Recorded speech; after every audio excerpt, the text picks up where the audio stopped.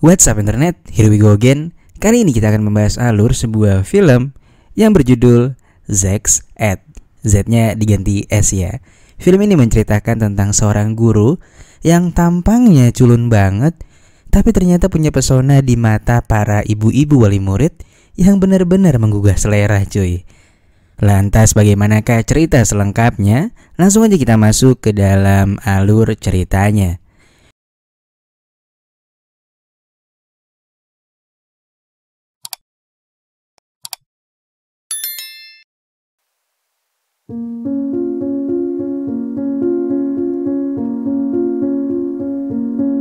Film dimulai dengan menampilkan seorang pria bernama Ed yang bekerja di sebuah kafe.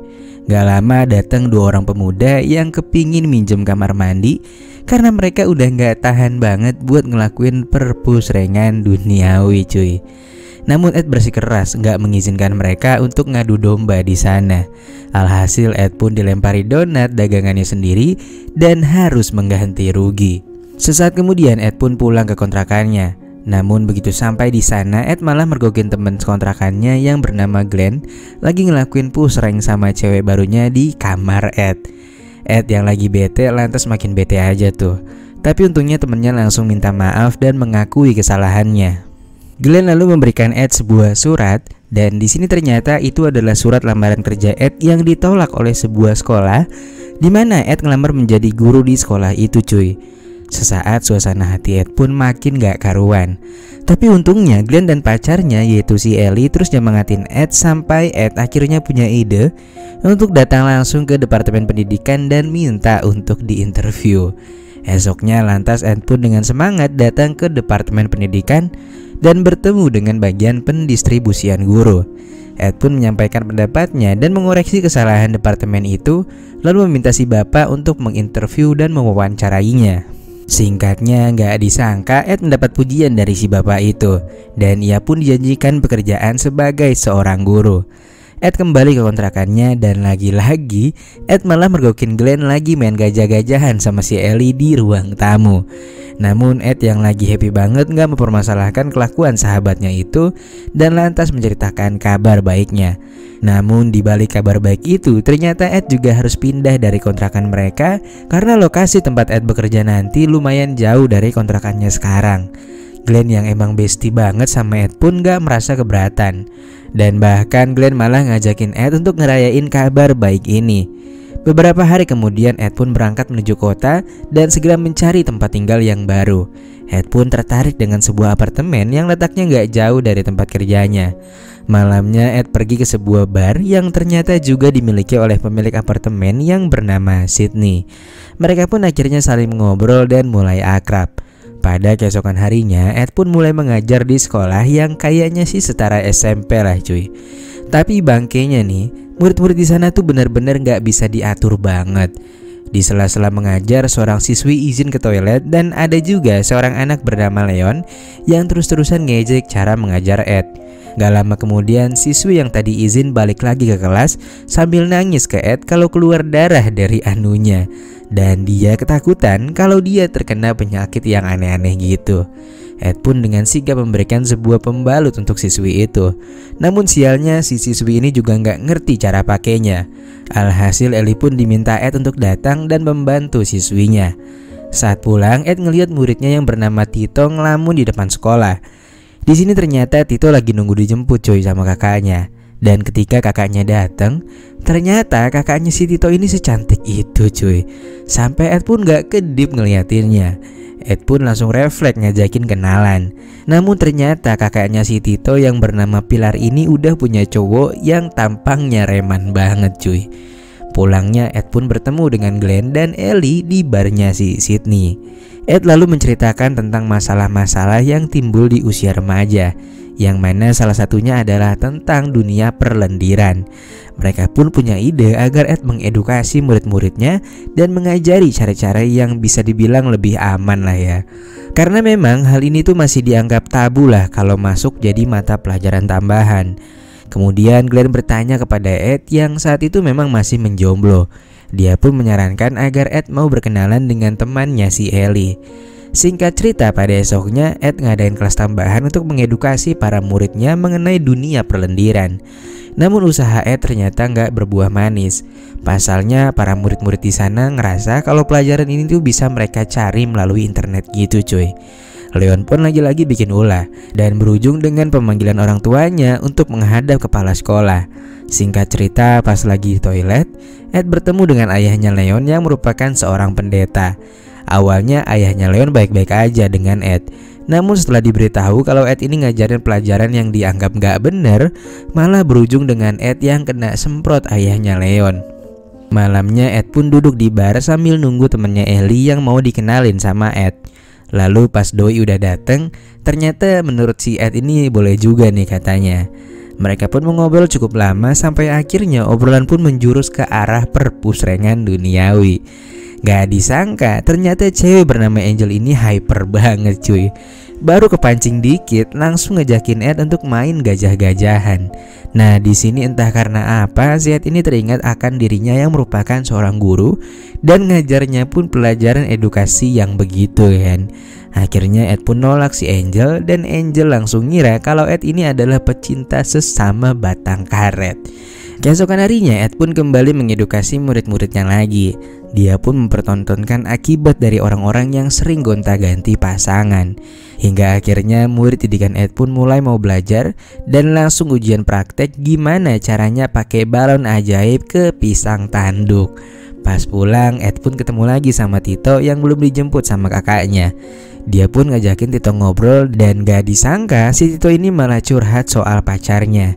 Dan Ed pun menyarankan beberapa hal agar Tito gak kebablasan. Gak lama kemudian Pilar kakaknya si Tito datang.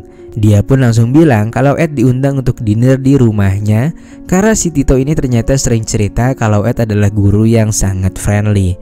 Ed pun tentunya langsung menerima ajakan dari wanita yang sangat ditaksirnya itu. Singkat cerita Ed pun tiba di rumahnya Tito. Gak disangka ternyata si mamah yang merupakan janda ini bener-bener bikin gagal fokus cuy. Ed pun disuruh bantuin si mama masak daging dengan cara yang bener-bener bikin geleng-geleng. Right in there, so it's tasty. For the pot. Gak lama kemudian pacarnya Pilar ternyata juga diundang untuk dinner. Sambil nunggu daging mateng, Ed dan Hector pun minum-minum cantik dulu. Lalu Hector bilang ke Ed untuk lain kali harusnya Ed gak usah datang kalau diajak datang ke rumahnya Tito lagi. Si Hector ini ketakutan cuy karena ngiranya si Ed ini bakal ngerebut pacarnya. Lanjut pas sudah mulai makan, Hector nantang Ed buat makan mata ikan. Ed pun menerima tantangan Hector dan makan dengan santuy. Tapi gak lama kemudian Ed malah jackpot dan mengenai susu murni nasional milik maminya Tito yang sangat mengemaskan itu. Lalu setelahnya Ed pun langsung pergi dari sana. Beberapa hari kemudian Ed ngajakin Glenn dan Ellie untuk ngasih tutorial bagaimana caranya buat deketin orang yang kita suka dengan cara yang sopan. Berkat bantuan Glenn dan Ellie, kelas Ed pun makin disukai para murid-murid. Lanjut pas pulang sekolah, Ed kembali nemenin Tito dijemput sama kakaknya. Lalu begitu Pilar datang, Ed langsung meminta maaf atas kejadian semalam. Pilar pun santai aja. Dan sebagai permohonan maaf, Ed pun mau nraktir Pilar untuk minum-minum di barnya Sydney. Scene lalu berpindah dan Ed terlihat menghampiri Pak Broto yang udah ngasih dia pekerjaan kemarin. Pak Broto pun menilai bahwa edukasi Ed tentang dunia perlindiran itu dianggap gak berbobot dan ia meminta agar Ed menghentikan kegiatan itu. Lalu esoknya Ed pun kembali mengajar di kelas. Nah begitu Ed ngumumin kalau pelajaran edukasi udah ditiadakan, murid-murid pun mulai pada meninggalkan ruangan dan seperti kecewa akan pernyataan Ed. Ed lalu minta saran ke Tito gimana kalau dia pergi kencan dengan kakaknya. Tito pun santai aja dan malah mendukung niat dari gurunya itu. Singkat cerita esoknya pas pulang sekolah, Tito cerita ke Ed kalau dia berniat melaksanakan perpusrengan duniawi dengan pacarnya. Dia pun meminta balon ajaib kepada Ed agar gak terjadi hal-hal yang gak diinginkan. Ed awalnya menolak permintaan Tito, namun karena takut gak dikasih restu buat deketin kakaknya, pada akhirnya Ed pun ngasih balon ajaib itu untuk Tito. Malamnya Ed dan Pilar pun pergi untuk kencan. Mereka lantas mengobrol panjang lebar mengenai kesibukan masing-masing. Hingga akhirnya obrolan pun berujung dengan ngomongin si Tito. Dan sialnya karena refleks, si Ed ini keceplosan dan ngomong bahwa malam ini Tito lagi mau ngegas sama pacarnya di rumahnya yang lagi sepi. Pilar tentunya langsung kaget dan segera pulang. Setibanya di rumah, benar aja si Tito udah mau ngelakuin hal yang sangat seru itu.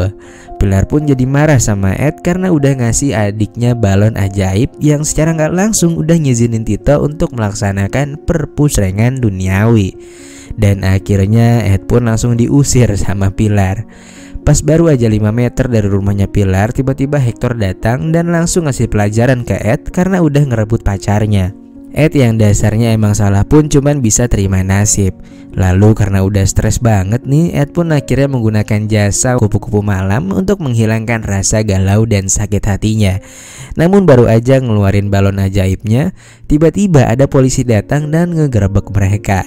Untung aja tuh si Ed belum sempet ngapa-ngapain, karena ternyata cuy, cewek yang tadi itu tuh cewek jadi-jadian. Untungnya gak lama kemudian Ed masih bisa ditolong Glenn yang memang merupakan seorang polisi. Lalu pada esoknya Ed pun kembali ke sekolah. Namun di ruangannya udah ada Pak Broto yang bilang kalau mulai hari ini Ed udah gak boleh ngajar lagi, atau dengan kata lain Ed udah dipecat dari pekerjaannya. Ibarat udah jatuh ketimpa tangga, hidupnya Ed ini udah benar-benar hancur banget cuy. Untungnya Sydney masih mau dengerin curhatan Ed dan memberikan semangat untuk ngebuktiin kalau pelajaran edukasinya di sekolah itu bisa berdampak baik. Dan Sydney juga nyemangatin untuk berani ngungkapin perasaannya ke Pilar, namun dengan cara-cara yang benar. Lalu pada keesokan harinya Ed kembali mendatangi Pilar untuk meminta maaf sembari bermain klarinet. Pilar pun terkesima dengan keberanian Ed dan akhirnya memaafkan Ed. Sorenya mereka pun jalan-jalan sambil Ed terus berusaha buat PDKT. Nah malamnya pas mau masuk ke klub, Ed gak sengaja bertemu Hector yang lagi kesel-keselnya sama si Ed karena pacarnya baru aja direbut kan. Di sini Ed yang udah muak banget akhirnya meninju Hector sampai beberapa polisi datang untuk mengamankannya. Untungnya lagi-lagi Glenn masih bisa ngeluarin Ed. Mereka lalu lanjut ngobrolin biar gimana caranya si Ed ini bisa kembali mengajar di sekolah. Karena dasarnya pelajaran edukasi si Ed ini berguna banget untuk anak remaja. Dan akhirnya keesokan harinya Ed pun ngumpulin orang tua murid untuk ngejelasin pentingnya edukasi tersebut. Meskipun sekarang semua bisa didapetin dari internet, tapi tetap aja kalau dijelasinnya melalui guru itu pasti akan jauh lebih bertanggung jawab dan juga lebih aman. Setelahnya setiap anak pun diminta untuk menjelasin betapa pentingnya pelajaran itu bagi mereka.